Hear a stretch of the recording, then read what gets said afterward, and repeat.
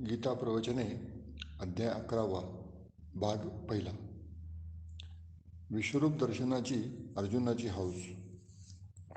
बंधूंनो, गेल्या खेपेस या विश्वातील अनंत वस्तूत भरून राहिलेला परमात्मा कसा ओळखावा, हे जे विराट प्रदर्शन डोळ्यांना दिसते ते कसे पचवावे, त्याचा आपण अभ्यास केला. आधी ठळक मग बारीक, आधी सरळ मग मिसळ, अशा प्रकारे सर्व वस्तूतील परमात्मा पाहावयाचा, त्याचा साक्षात्कार करून घ्यावयाचा. अहर्निश अभ्यास करून सर्व विश्व आत्मरूप पाहावयाला शिकायचे, असे आपण मागच्या अध्यायात पाहिले. आज 11वा अध्याय पाहावयाचा आहे. या अध्यायात भगवंतांनी प्रत्यक्ष आपले रूप दाखवून अर्जुनावर परमकृपा प्रकट केली आहे. अर्जुन देवाला म्हणाला, देवा, तुझे ते संपूर्ण रूप मला पाहावेसे वाटते. ज्या रूपात तुझा सर्व महान प्रभाव प्रकट झाला आहे, असे रूप मला डोळ्यांनी पाहावयास मिळो. अर्जुनाची ही विश्वरूप दर्शनाची मागणी होती. आपण विश्व, जग हे शब्द वापरतो. हे जग म्हणजे विश्वाचा एक लहानसा भाग आहे. या लहानशा तुकड्याचेही आकलन आपणास नीट होत नाही. विश्वाच्या हिशोबाने पाहिले तरी आपणास मोठे वाटणारे जग म्हणजे अतिशय तुच्छ वस्तू आहे असे कळून येईल. आकाशात रात्रीच्या वेळी जरा वर दृष्टी फेकली तर ते अनंत गोल दिसतात. आकाशाच्या अंगणातील ती रांगोळी, ती छोटी छोटी सुंदर फुलं, त्या लुकलुक करणाऱ्या लाखो तारका, त्यांचे स्वरूप माहीत आहे का? त्या लहान तारका प्रचंड आहेत. अनंत सूर्य त्यांच्यात मावतील. रसरसलेले तेजोमय ज्वलत धातूचे ते गोल आहेत. अशा या अनंत गोलाचा हिशोब कोण राखील? ना अंत ना पार. नुसत्या डोळ्यांनी हजारो गोल दिसतात. दुर्बिणीतून पाहू तर कोट्यावधी दिसतात. आणखी मोठी दुर्बीण आणाल तर परार्धावधी दिसतील. आणि शेवटी याचा अंत कोठे आहे, कसा आहे, हे समजणार नाही. ही जी अनंत सृष्टी खाली वर सर्वत्र पसरलेली आहे, तिचा लहानसा तुकडा म्हणजे हे जग. परंतु हे जग हे किती विशाल दिसते. ही विशाल सृष्टी परमेश्वरी स्वरूपाची एक बाजू झाली. दुसरी बाजू आहे ती म्हणजे काळाची. आपण पाठीमागचा काळ लक्षात घेतला तर इतिहासाच्या मर्यादेत फार तर 10,000 वर्षे आपण मागे जातो आणि पुढचा काळ तर लक्षातच येत नाही. इतिहासाचा काळ 10,000 वर्षाचा व स्वतःचे जे जीवन त्याचा काळ तर जेमतेम 100 वर्षे. वास्तविक काळाचा विस्तारही अनादी व अनंत आहे. किती काळ झाला त्याचा हिशोब नाही. पुढे किती आहे त्याची कल्पना नाही. आपले जग जसे विश्वाच्या मानाने तुच्छ, त्याप्रमाणे ही इतिहासाची 10,000 वर्षे अनंत काळाच्या मानाने काहीच नाही. भूतकाळ अनादी आहे व भविष्यकाळ अनंत आहे. लहानसा वर्तमान काळ बोलता बोलता भूतकाळात जात आहे. वर्तमान काळ खरोखरच कोठे आहे हे दाखवायला जावे तो भूतकाळात बुडून जातो. असा अत्यंत चपळ वर्तमान काळ तेवढा आपला आहे. मी आत्ता बोलत आहे, परंतु तोंडातून शब्द आला नाही तोच तो भूतकाळात गडप होतो. अशी ही महान कालनदी सारखी वाहत आहे. तिचा उगम माहीत नाही, अंत माहीत नाही. मध्यंतरीचा थोडासा प्रवाह मात्र दृष्टीस पडतो. अशा रीतीने एका बाजूस स्थळाचा प्रचंड विस्तार व दुसऱ्या बाजूस काळाचा प्रचंड ओघ, अशा दोन्ही दृष्टींनी सृष्टीकडे पाहू लागलो म्हणजे कल्पनेस कितीही ताण दिला तरी तिचा अंत लागणार नाही हे कळून येते. तिन्ही काळात व तिन्ही स्थळात, भूत भविष्य वर्तमानात, त्याप्रमाणेच वर खाली येथे असा सर्वत्र भरून राहिलेला जो विराट परमेश्वर, तो एकदम एकाच वेळी पाहावयास सापडावा, परमेश्वराचे त्या रूपात दर्शन घ्यावे अशी अर्जुनास इच्छा झाली आहे. या इच्छेतून हा 11वा अध्याय प्रकट झाला आहे. अर्जुन भगवंतास अत्यंत प्रिय होता. किती प्रिय होता? इतका प्रिय की 10व्या अध्यायात कोणत्या कोणत्या स्वरूपात माझे चिंतन कर हे सांगताना पांडवात जो अर्जुन आहे त्याच्या ठिकाणी माझे चिंतन करीत जा असे भगवान सांगत आहेत. पांडवात धनंजय असे श्रीकृष्ण म्हणतात. यापेक्षा प्रेमाचा पागलपणा, प्रेम वेडेपणा कुठे असेल? प्रेम किती वेडे होऊ शकते याचे हे उदाहरण. अर्जुनावर भगवंताची अपार प्रीती. त्या प्रीतीसाठी हा 11वा अध्याय प्रसाद रूप आहे. दिव्य रूप पाहावयाची अर्जुनाची इच्छा त्याला दिव्यदृष्टी देऊन भगवंतांनी पूर्ण केली. अर्जुनाला त्याने प्रेमाचा प्रसाद दिला. लहान मूर्तीतही पूर्ण दर्शन होऊ शकते. त्या दिव्य रूपाचे सुंदर वर्णन, भव्य वर्णन या अध्यायात आहे. हे सारे जरी खरे तरी या विश्वरूपाबद्दल विशेष लोभ मला दाखविता येत नाही. मी लहान रूपावर संतुष्ट आहे. जे लहान साजिरे गुजरे रूप मला दिसते त्यातील गोडी अनुभवाव्यास मी शिकलो आहे. परमेश्वराचे तुकडे नाहीत. परमेश्वराचे जे रूप पाहावयास सापडले ते त्याचा एक तुकडा आहे व बाकीचा परमेश्वर उरला आहे असे मला भासत नाही. जो परमेश्वर विराट विश्वात भरून राहिला आहे तो संपूर्ण तसाच्या तसा लहानशा मूर्तीत एखाद्या मातीच्या कणातही आहे, कमी नाही. अमृताच्या सिंधूत जी गोडी तीच एका बिंदूतही असते. अमृताचा जो लहानसा बिंदू मला लाभला त्याची गोडी चाखावी असे मला वाटते. मी मुद्दाम अमृताचा दृष्टांत घेतला, पाण्याचा किंवा दुधाचा नाही. पेलाभर दुधात जी गोडी तीच लोटाभर दुधात असणार, परंतु गोडी तीच असली तरी पुष्टी तेवढीच नाही. थेंबभर दुधापेक्षा पेलाभर दुधात अधिक पुष्टी आहे. पण अमृताच्या दृष्टांतात तसे नाही. अमृताच्या समुद्रातील गोडी अमृताच्या एका थेंबात आहेच, शिवाय तेवढीच पुष्टीही आहे. थेंबभर अमृत घशाखाली गेले तरी अमृतत्वच मिळणार. याप्रमाणे जी दिव्यता, जी पवित्रता परमेश्वराच्या विराट स्वरूपात आहे तीच लहानशा मूर्तीतही आहे. एक मूठभर गहू नमुन्यादाखल मला कोणी दिले, त्यावरून गव्हाची ओळख मला जर झाली नाही तर गव्हाचे पोते जरी माझ्यासमोर आणून टाकले तरी ती कशी होईल? जो लहान ईश्वराचा नमुना डोळ्यासमोर उभा आहे त्याने जर ईश्वराची ओळख पटली नसेल तर विराट परमेश्वर पाहून ती कशी पटेल? धाकटे मोठे यात काय आहे? धाकट्या रूपाची ओळख पटली की मोठ्याची पटेल. म्हणून देवाने मोठे रूप दाखवावे अशी मला हौस नाही. अर्जुनाप्रमाणे विश्वरूप दर्शनाची मागणी करण्याची माझी योग्यताही नाही. शिवाय मला जे दिसत आहे ते म्हणजे विश्वरूपाचा तुकडा आहे असे नाही. तसबिरीचा एखादा फुटलेला तुकडा आणला तर त्यावरून सर्व तसबिरीची कल्पना आपणास येत नाही. परंतु परमात्मा काही असा तुकड्यांचा बनलेला नाही. परमात्मा कापलेला नाही, खंड खंड केलेला नाही. लहानशा स्वरूपातही तो अनंत परमेश्वर साराच्या सारा साठवला आहे. छोटा फोटो व मोठा फोटो यात काय फरक? जे मोठ्यात तेच सारे छोट्यातही आहे. छोटा फोटो म्हणजे मोठ्या फोटोचा काही तुकडा नाही. लहान टाईपात अक्षरे असली तरी अर्थ तोच, मोठ्या टाईपात असली तरी अर्थ तोच. मोठ्या टाईपात मोठा अर्थ आणि छोट्यात छोटा असं काही नाही. याच विचार पद्धतीचा मूर्तीपूजेला आधार असतो. मूर्तीपूजेवर अनेकांनी हल्ले चढविले आहेत. बाहेरच्या आणि इथल्या कित्येक विचारकांनी मूर्तीपूजेला दोष दिला आहे. परंतु मी जसा विचार करतो तसा मूर्तीपूजेतील दिव्यता माझ्यासमोर स्पष्ट उभी राहते. मूर्तीपूजा म्हणजे काय? एका लहानशा वस्तूत सर्व विश्व अनुभवायला शिकणे म्हणजे मूर्तीपूजा. लहानशा खेड्यातही ब्रह्मांड पाहाव्यास शिकणे ही गोष्ट का खोटी आहे? ही कल्पना नसून प्रत्यक्ष अनुभवाची गोष्ट आहे. विराट स्वरूपात जे आहे तेच लहानशा मूर्तीत, तेच एखाद्या मृत कणात, त्या मातीच्या ढेकळात आंबे, केळी, गहू, सोने, तांबे, रुपे सारे सारे आहे. सर्व सृष्टी त्या कणात आहे. ज्याप्रमाणे एखाद्या लहानशा नाटक मंडळीत तीच पात्रे निरनिराळी रूपे घेऊन रंगभूमीवर येतात त्याप्रमाणेच परमेश्वराचे आहे. किंवा जसा एखादा नाटककार स्वतः नाटक लिहितो व नाटकात कामही करतो त्याप्रमाणेच परमात्माही अनंत नाटके लिहितो व आपण अनंत पात्रांनी नटून तो रंगभूमीवर दाखवतो.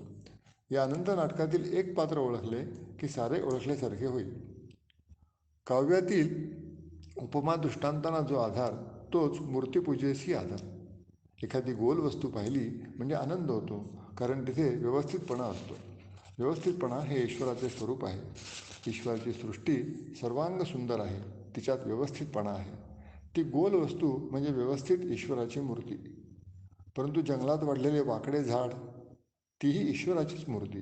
तेथे ईश्वराचा स्वच्छंदीपणा आहे. त्या झाडाला बंधन नाही. ईश्वराला कोण बंधन घालणार? तो बंधनातीत परमेश्वर त्या वाकड्या झाडात आहे. एखादा सरळ खांब पाहिला तर ईश्वराची समता तेथे दिसते.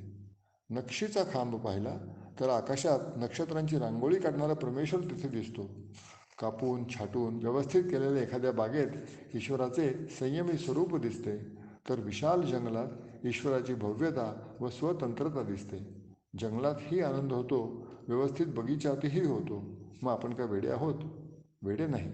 आनंद दोहोतही होतो, कारण ईश्वरी गुण प्रत्येकात प्रकट झाला आहे. गुळगुळी शाळग्रामात जे ईश्वरी तेज तेच त्या ओबडधोबड नर्मद्या गणपतीत. मला ते विराट रूप निराळे दिसले नाही तरी चालेल. परमेश्वर सर्वत्र निरनिराळ्या वस्तूत निरनिराळ्या गुणांनी प्रकट झालेला आहे, म्हणून आपणास आनंद होतो. त्या वस्तूंविषयी आत्मीयता वाटते. आनंद होतो म्हणजे उगीच नव्हे. आनंद का होतो? काहीतरी नाते असते म्हणून आनंद होतो. मुलाला पाहताच आईला आनंद होतो, कारण ती नाते ओळखते. प्रत्येक वस्तूशी परमात्म्याचे नाते जोडा. माझ्यामध्ये जो परमेश्वर आहे तोच त्या वस्तूत आहे, असा हा संबंध वाढविणे म्हणजे आनंद वाढविणे. आनंदाची अन्य उपपत्ती नाही. प्रेमाचा संबंध सर्वत्र जोडू लागा, म्हणजे मग पहा कशी मौज होते. मग आनंद सृष्टीतील परमात्मा अणुरेणूतही दिसूच. एकदा ही दृष्टी आली मग काय हवे? पण यासाठी इंद्रियांना वळण लावले पाहिजे. भोग वासना सुटून प्रेमाची पवित्र दृष्टी आली म्हणजे प्रत्येक वस्तूत ईश्वरच दिसेल. उपनिषदात आत्म्याचा रंग कसा असतो याचे सुंदर वर्णन आहे. आत्म्याचा रंग कोणता सांगावयाचा? ऋषी प्रेमाने म्हणतात, यथा अयम इंद्रगोपहा.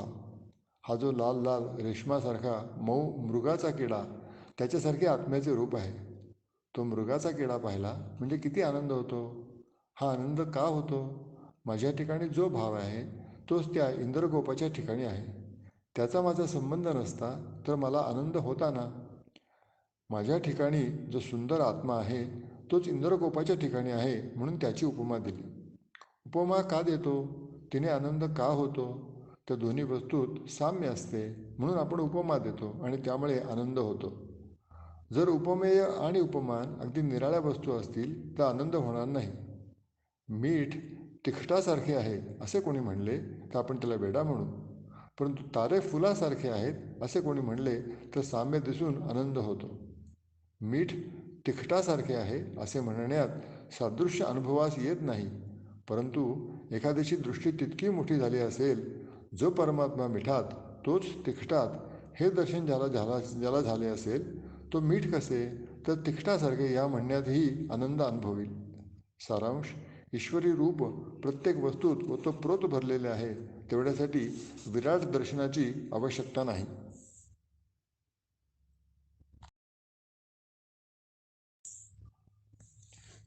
गीता प्रवचने अध्याय 11, भाग 2.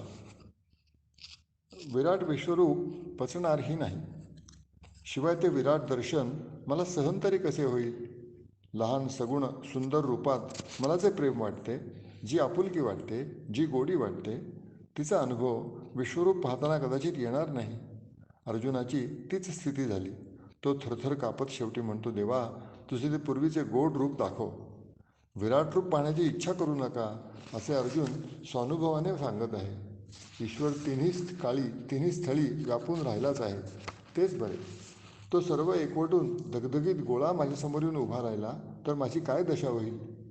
तारका कशा शांत दिसतात, जणू त्या माझ्याजवळ दुरून बोलत आहेत असे वाटते. परंतु दृष्टीला शांत करणारी ती तारका जवळ आली तर मग ती जळती आग आहे. मी मग भाजूनच निघेन. ईश्वराची ही अनंत ब्रह्मांडे जेथे आहेत तेथे ती तशीच असू देत. ती सारी एका खोलीत आणण्यात काय मौज?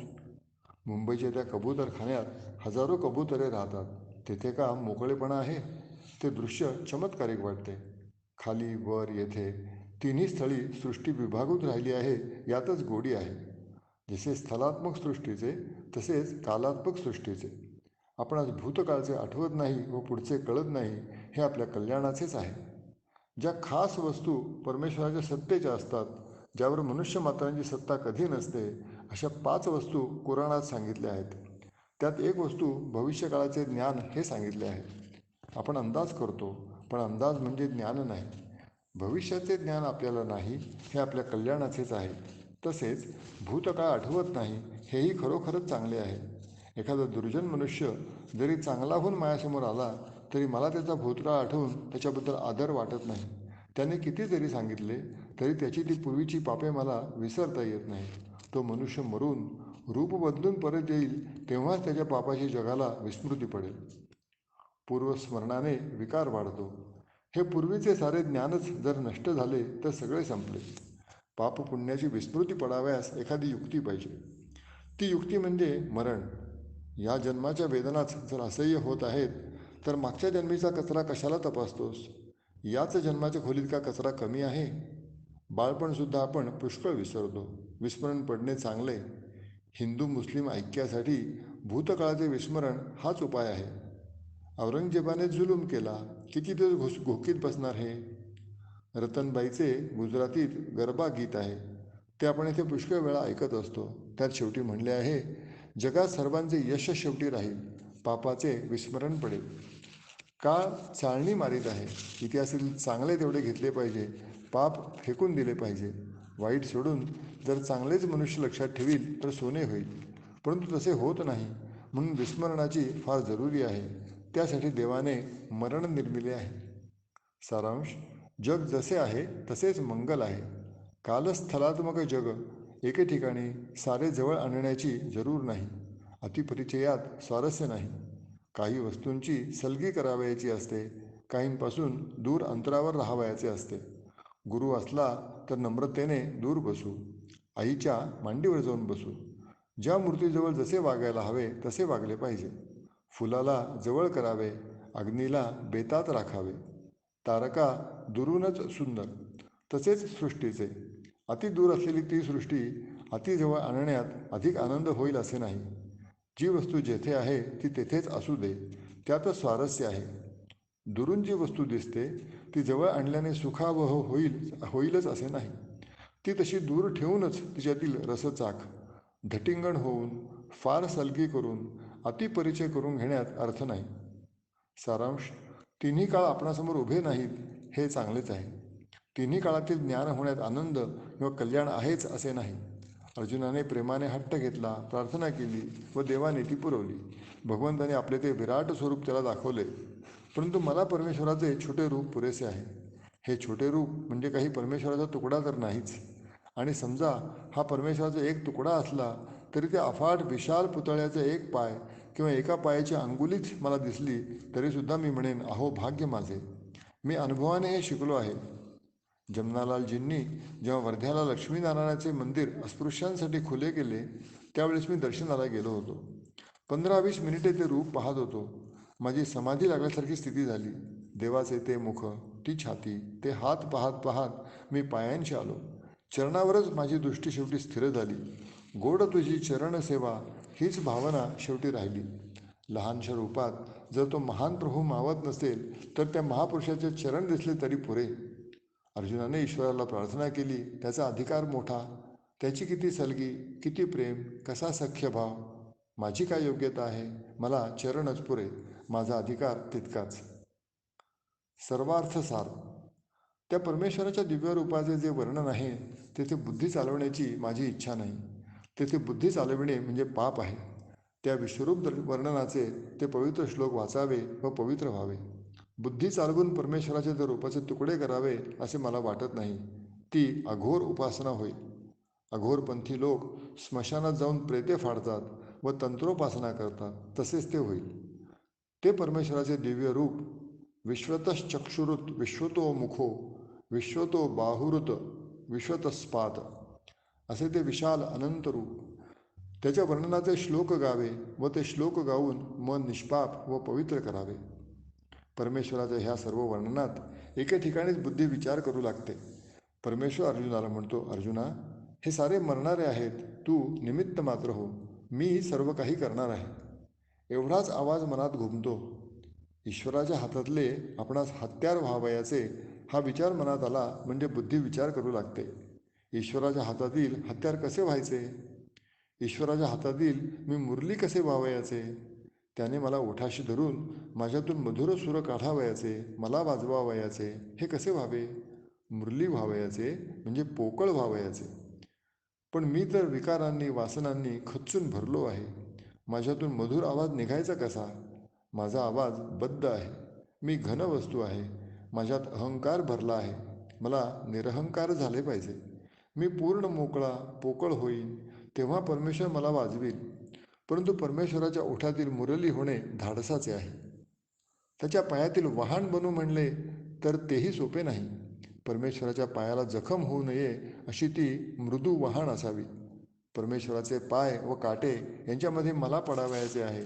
मला स्वतःला कमवून घेतले पाहिजे. माझी चामडी सोलून ते कातडेसारखे कमावले पाहिजे, मऊ केले पाहिजे. तेव्हा परमेश्वराच्या पायातील जोडा व्हावयाचे तेही सोपे नाही. परमेश्वराच्या हातातील हत्यार व्हावयाचे तर मी 10 शेर वजनाचा लोखंडी गोळा बनून चालणार नाही. तपश्चर्येच्या सहाणेवर मी स्वतःला धार लावून घेतली पाहिजे. ईश्वराच्या हातात माझ्या जीवनाची तलवार झळकली पाहिजे. असा हा आवाज माझ्या बुद्धीवर उठत राहतो. देवाच्या हातातील हत्यार व्हावयाचे या विचारातच फार लक्ष लागून जातं. हे कसे करावयाचे, कसे व्हावयाचे ते शेवटच्या श्लोकात भगवंतांनी स्वतः सांगितले आहे. शंकराचार्यांनी आपल्या भाष्यात या श्लोकाला सर्वार्थ सार, सर्व गीतेचे सार असे म्हणले आहे. कोणता बरे तो श्लोक? मत्कर्म कृन् मत परमो मद्भक्त संगवर्जित निर्वैरस सर्वभूतेषु यस्स मामेति पांडव. माझ्या कर्मात जो मग्न भक्तीने भरला असे, जगी निस्संग निर्वैर मिळे तो मज मत्पर. ज्याचे जगात कोणाशी वैर नाही, जो तटस्थ राहून जगाची निरपेक्ष सेवा करीत आहे, जे जे करील ते ते मला जो देत आहे, माझ्या भक्तीने भरला आहे, क्षमावान, निस्संग, विरक्त, प्रेमळ असा जो भक्त, तो परमेश्वराच्या हातातील हत्यार बनतो, असं हे सार आहे. रविवार 1 मे 1932. श्रीकृष्णार्पणमस्तु.